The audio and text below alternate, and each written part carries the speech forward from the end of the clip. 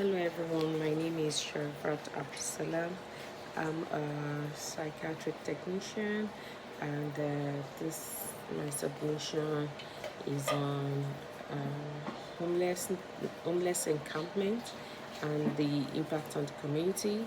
I'm using a write-up from the National Healthcare for the Homeless Council, which talked about impact of encampment strips on people experiencing homelessness. This particular discourse is on what is happening in the community that continues to evolve because it's a problem that has never gone away, and so many policies has been so many policies has been put out there, but still there is no solution. The council, the homeless council, is saying this problem or issues should be addressed one at a time, but the goal is to do something rather than try to do it on a bigger scale.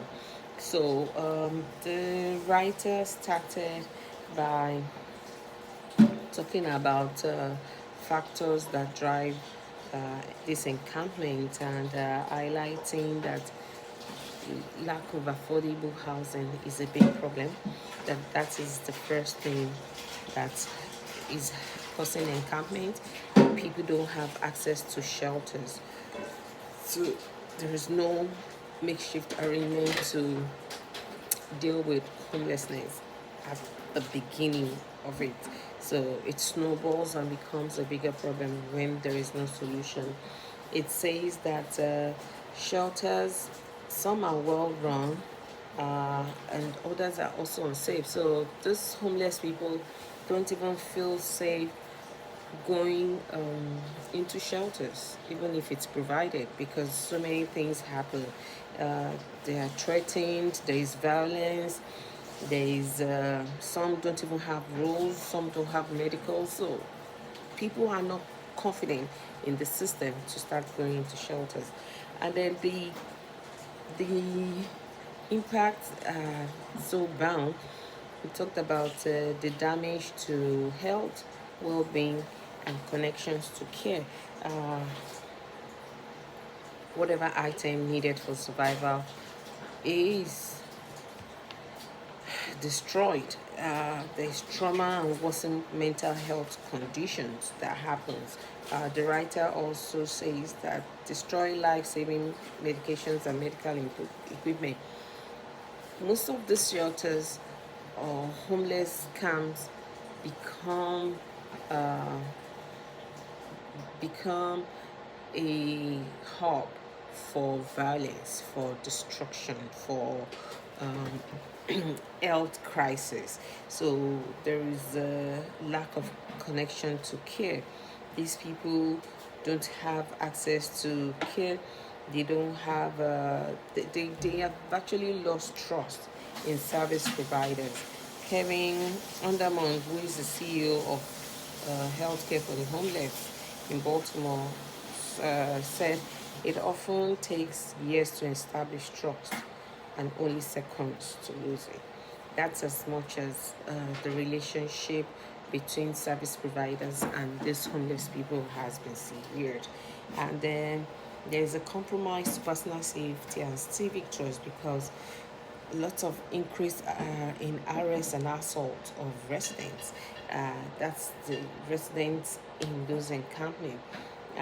Even residents outside the encampment. There is issue of drug overdose that happens at random, and then on that one, Viola Taper, that's a substance use specialist, had said stigma against drug use pushes people into isolation, and that's a recipe for unwitnessed overdose. And then when we take away encampment, we take away a community that can serve as a first line of defense against a potential death when an overdose happens. So there are so many advantages to having this encampment, but this the system is putting it at a lot of disadvantage because there is no structure or policy in place to fight all this potential problem. There is a widespread fear that happens, and there's the hostility in interactions with the police. When homeless people see the police, it's a big problem. Uh, this and then there is the stigma side of it. So there are so many things that happens. Gainful employment is lost. That's why they are even there. People easily create criminal records when they are in homeless camp, because for every incident, police comes in and they record it, and then they lose hope.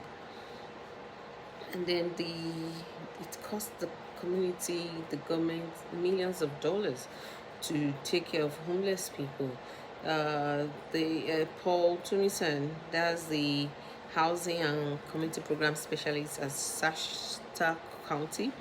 He says that every time a sweep happens, it only disrupts the healthcare system and adds to the criminal justice system, and that costs taxpayers a lot of money.